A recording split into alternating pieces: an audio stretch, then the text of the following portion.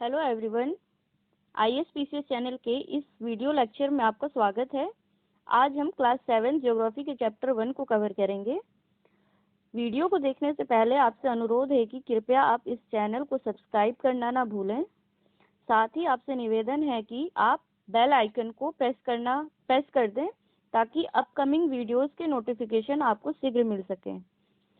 तो आइए लेक्चर की शुरुआत करते हैं। इस बुक का नाम है अवर एनवायरमेंट।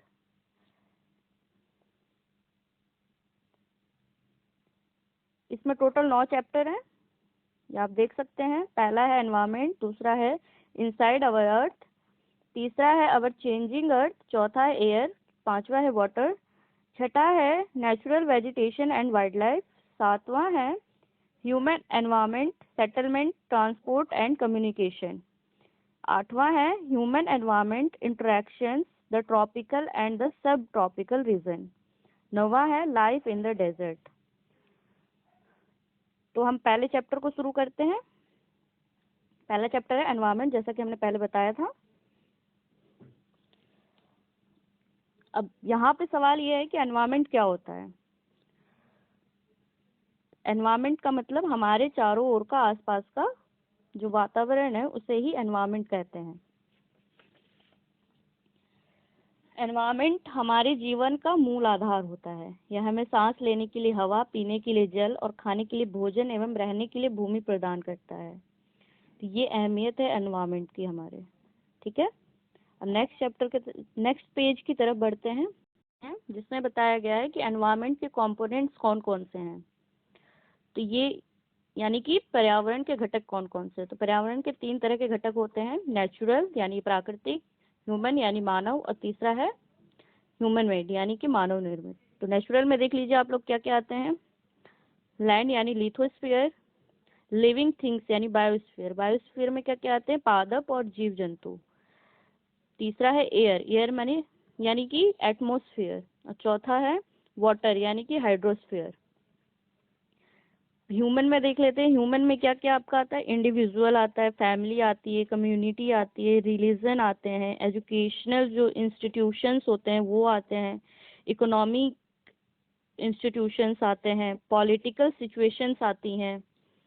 नेक्स्ट आपका है ह्यूमन मेड। ह्यूमन मेड में आपके क्या क्या आते हैं, जो मनुष्य द्वारा बनाए गए रहते हैं। तो इसमें आपके बिल्डिंग्स हो गई, पार्क्स हो गए, ब्रिजेस हो गए, रोड, इंडस्ट्रीज, मॉन्यूमेंट्स, ये सब ह्यूमन मेड के अंतर्गत आते हैं। तो ये आप देख लीजिएगा। नेक्स्ट पेज है हमारा। इसमें आपको बताया गया है कि इसमें आपको एनवायरनमेंट की मतलब एक डेफिनेशन दी हुई है, इसको हम देख लेते हैं। ये रहा। इस डेफिनेशन को देखने से पता चलता है कि किसी भी जीवित प्राणी के चारों ओर पाए जाने वाले लोग, स्थान, वस्तुएं एवं प्रकृति को ही पर्यावरण कहा जाता है। और ये इसमें मतलब यह जो पर्यावरण होता है प्राकृतिक एवं मानव निर्मित परिघटनाओं का मिश्रण होता है, यानी कि बायोटिक एंड अबायोटिक। तो बायोटिक क्या क्या होते हैं, बायोटिक किसे कहा जाता है,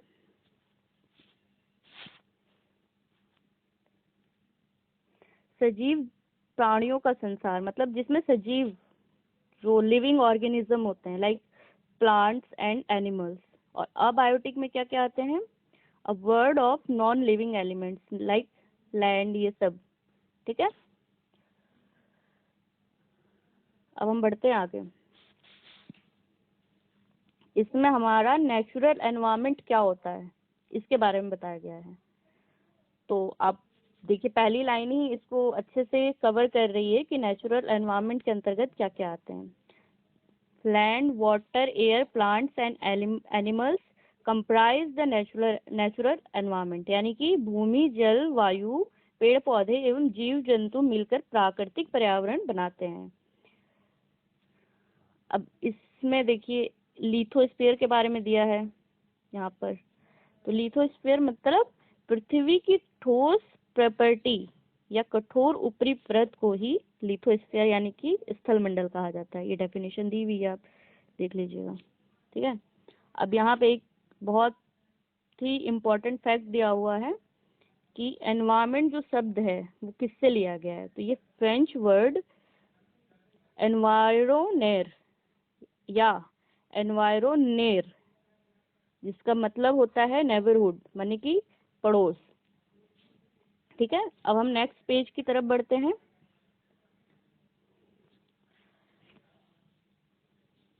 इस पेज में हाइड्रोस्फीयर के बारे में बताया गया, यानी कि जलमंडल। जलमंडल क्या होता है?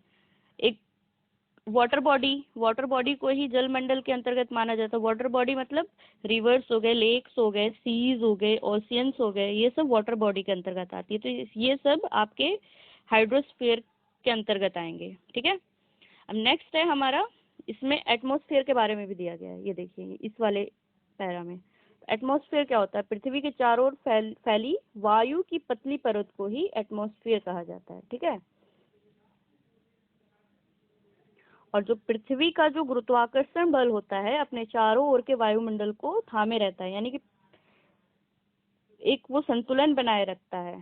ठीक है, अब हम बढ़ते हैं नेक्स्ट पेज की तरफ। ये एक डायग्राम दिया हुआ है, डोमेन्स ऑफ एनवायरमेंट, ये देख सकते हैं आप। ये हाइड्रोस्फीयर है जिसमें पूरी वाटर बॉडी है, ये जलीय जो जीवन है ये इसके अंतर्गत आ रहा है। और फिर ये लिथोस्फीयर है, लिथोस्फीयर मतलब स्थल मंडल वाला जो पार्ट है। ठीक है, अब ये एटमॉस्फेयर है यानी वायुमंडल वाला पार्ट, और ये जो एटमॉस्फेयर और लिथोस्फीयर के बीच वाला जो पार्ट है ये बायोस्फीयर के अंतर्गत है। ठीक है, तो आप लोग देख लीजिएगा इसको। मैं ये सब हटा दे रही हूँ ताकि आपको क्लियर दिखे। अब बढ़ते हैं नेक्स्ट पेज की तरफ। इस पेज पर हमें इकोसिस्टम के बारे में बताया गया है कि पारितंत्र क्या होता है। ठीक है, और उससे पहले इस लाइन में हमें बायोस्फीयर के बारे में भी दिया गया है। तो ये देखिए, मैंने पहले ही बताया था कि प्लांट्स एंड एनिमल किंगडम जो होता है वो दोनों मिलके बायोस्फीयर का निर्माण करते हैं। ठीक है, अब बढ़ते हैं हम लोग इकोसिस्टम की तरफ, यानी कि पारितंत्र क्या होता है। तो यहाँ पे इसकी डेफिनेशन दी गई है। तो इसका मतलब ये निकलता है कि वह तंत्र जिसमें समस्त जीवधारी आपस में एक दूसरे के साथ तथा पर्यावरण को उन भौतिक एवं रासायनिक कारकों के साथ परस्पर क्रिया करते हैं, जिसमें वो निवास करते हैं, कि जिसमें हम सभी निवास करते हैं और हमारा पर्यावरण के भौतिक एवं रासायनिक घटकों के साथ क्या क्या इंटरेक्शन है, उसको ही पारितंत्र कहा गया है। ठीक है, इसमें इस पेज पे यही सब इम्पोर्टेंट है, इससे ज़्यादा कुछ है नहीं। अब नेक्स्ट पेज हमारा है, इसमें कुछ फैक्ट्स दिए हुए हैं, यहाँ पे आप देख लीजिए। ये कुछ एग्जाम्स में पूछ ले जाते हैं, लाइक सीजीएल वनडे एग्जाम्स में होते हैं, और पीसीएस में भी कई बार पूछ ले जाता है कि वर्ल्ड एनवायरनमेंट डे कब मनाया जाता है, यानी कि विश्व पर्यावरण दिवस कब मनाया जाता है। तो ये 5 जून को मनाया जाता है हर साल। ठीक है, अब यहाँ पे एक ये डेफिनेशन दी हुई है बार्टर सिस्टम की। तो बार्टर सिस्टम क्या होता है कि वह मतलब एक ये ऐसा सिस्टम जिसमें वस्तुओं की अदला बदली की जाती है। मतलब मैंने आपसे, मुझे कोई व्यापार करना है, पहले के ज़माने में ऐसा होता था कि आपको कोई व्यापार करना है तो आपको पैसे नहीं देने होते थे। मैंने आपको कुछ वस्तुएं दी, उसके बदले में जो मेरी ज़रूरत की वस्तुएं थी वो आपने मुझे दी। तो इस पद्धति को हम लोग बार्टर सिस्टम कहते हैं। ठीक है, हम बढ़ते हैं आगे। अब ये चैप्टर खत्म हो गया है, इसके लास्ट में कुछ क्वेश्चंस दिए हुए हैं। ये तो खैर डिस्क्रिप्टिव टाइप पर है, हम लोग कुछ जो ऑब्जेक्टिव क्वेश्चन है उसको देख लेते हैं, सॉल्व करते हैं। हमने चैप्टर तो पढ़ लिया, लेकिन अब क्वेश्चन सॉल्व करना हमको आना चाहिए। तो इसमें पहला क्वेश्चन है सेकंड का फर्स्ट पार्ट। ठीक है, which is not a natural ecosystem, यानी कि इनमें से कौन सा प्राकृतिक पारितंत्र नहीं है। तो इसका आंसर क्या होगा आप लोग बताइए। ऑप्शन है डेजर्ट यानी कि मरुस्थल, एक्वेरियम यानी कि ताल, और तीसरा है फॉरेस्ट यानी कि वन। इन तीनों में से कौन सा सही है? इसका आंसर होगा एक्वेरियम। ये हमारा नेचुरल एनवायरनमेंट नहीं है। एक्वेरियम यानी कि हम लोग घरों में रखते हैं, ये सब ये मानव निर्मित है, ह्यूमन मेड है। ठीक है, डेजर्ट हो गया, फॉरेस्ट हो गया, ये प्राकृतिक इकोसिस्टम है। सेकंड क्वेश्चन है इसका, which is not a component of human environment, यानी कि इनमें से कौन सा मानवीय पर्यावरण का घटक नहीं है। तो लैंड हो गया, रिलीजन हो गया और कम्युनिटी हो गया। हमने पीछे पढ़ा था कि ह्यूमन एनवायरनमेंट के अंतर्गत क्या क्या आते हैं, ठीक है। तो लैंड तो नहीं आएगा, लैंड आपका नेचुरल एनवायरनमेंट के अंतर्गत आता है। तो रिलीजन और कम्युनिटी ह्यूमन एनवायरनमेंट के अंतर्गत आएंगे, यानी मनुष्यों द्वारा बनाया गया एनवायरनमेंट, ठीक है। तो धर्म हमने बनाया है, कम्युनिटी यानी कि समुदाय मनुष्यों द्वारा बनाई गई है, ठीक है। तो थर्ड क्वेश्चन है, which is a human made environment. तो मॉन्यूमेंट्स दिया है, सी दिया है, रोड दिए हैं, ठीक है। इनमें से विच is a human made environment, यानी सॉरी ये मॉन्यूमेंट्स नहीं, माउंटेन है। तो माउंटेन आपका आप सभी जानते हैं कि ये नेचुरल एनवायरनमेंट है, सी भी नेचुरल है, तो रोड मनुष्यों द्वारा बनाया गया है, ठीक है। चौथा क्वेश्चन है, which is a threat to environment, इनमें से कौन सा पर्यावरण के लिए संकट है या खतरा है। तो ग्रोइंग प्लांट, ग्रोइंग प्लांट मतलब पौधों में वृद्धि। सेकंड ऑप्शन है ग्रोइंग पॉपुलेशन, यानी कि जनसंख्या वृद्धि। और तीसरा है ग्रोइंग क्रॉप्स, यानी कि फसलों में वृद्धि। तो इनमें से कौन सा नेगेटिव जा रहा है आपका, पॉपुलेशन वृद्धि, यानी कि जनसंख्या वृद्धि एक स्वस्थ पर्यावरण के लिए खतरा है, ठीक है। अब हम नेक्स्ट पेज की तरफ बढ़ते हैं। क्वेश्चन और है मैच करने का, ये आप देखिए, मैच द फॉलोइंग। एक तरफ है बायोस्फीयर, एटमॉस्फेयर, हाइड्रोस्फीयर और एनवायरनमेंट। दूसरी तरफ है यानी कि जैव मंडल, वायुमंडल, जलमंडल और पर्यावरण। और इधर 5 ऑप्शन दिए, तो इनके क्या ये किस से सही से मैच कर रहे हैं, आपको इधर से मैच करना है, ठीक है, इधर के साइड से। तो फर्स्ट ऑप्शन दिया है कि blanket of air which surrounds the earth, यानी कि पृथ्वी को घेरने वाली वायु की चादर। दूसरा ऑप्शन है डोमेन ऑफ वाटर, यानी कि जलीय क्षेत्र। तीसरा है gravitational force of the earth, यानी कि पृथ्वी का गुरुत्वाकर्षण बल। चौथा है अवर सराउंडिंग्स, यानी कि हमारे आसपास का क्षेत्र। और पांचवा है narrow zone where land water and air interact, यानी कि वह संकीर्ण क्षेत्र जहां स्थल एवं जल और वायु पारस्परिक क्रिया करते हैं। और लास्ट है relation between the organism and there surroundings, यानी कि जीव और उनके परिवेश के बीच संबंध। तो आपको सही से मैच करना है। तो अब देखिए, बायोस्फीयर किसे कहते हैं, बायोस्फीयर यानी कि जैव मंडल। तो मैंने अभी बताया था पीछे, ये इसका सही आंसर होगा ई, यानी कि narrow zone where land water and air interact, यानी कि वह संकीर्ण क्षेत्र जहां स्थल जल और वायु पारस्परिक क्रिया करते हैं।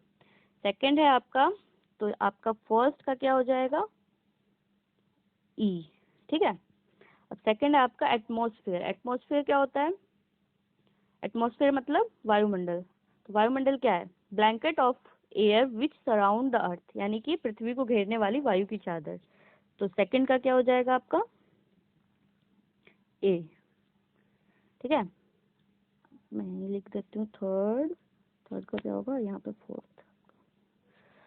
अब थर्ड है आपका हाइड्रोस्फीयर, यानी कि जलमंडल। जलमंडल में क्या आता है आपका, ये बहुत ही इजी है, डोमेन ऑफ वाटर, यानी कि जलीय क्षेत्र। तो ये आपका हो जाएगा बी। और फोर्थ है एनवायरमेंट, यानी कि पर्यावरण, यानी हमारे आसपास का क्षेत्र, अवर सराउंडिंग्स, ये वाला फोर्थ डी। तो ये आपके सही मैच है, आप इसको एक बार फिर से सॉल्व कर लीजिएगा, ठीक है। तो ये आपका लेक्चर खत्म हो गया। इससे जुड़े कुछ क्वेश्चंस हमने फ्रेम किए हैं जो हम नेक्स्ट वीडियो में आपको बताएंगे। तो आप फॉलो करते रहिए हमको, नेक्स्ट वीडियो जरूर देखें इसके इम्पोर्टेंट क्वेश्चंस को सॉल्व करने के लिए, ठीक है। तब तक के लिए धन्यवाद।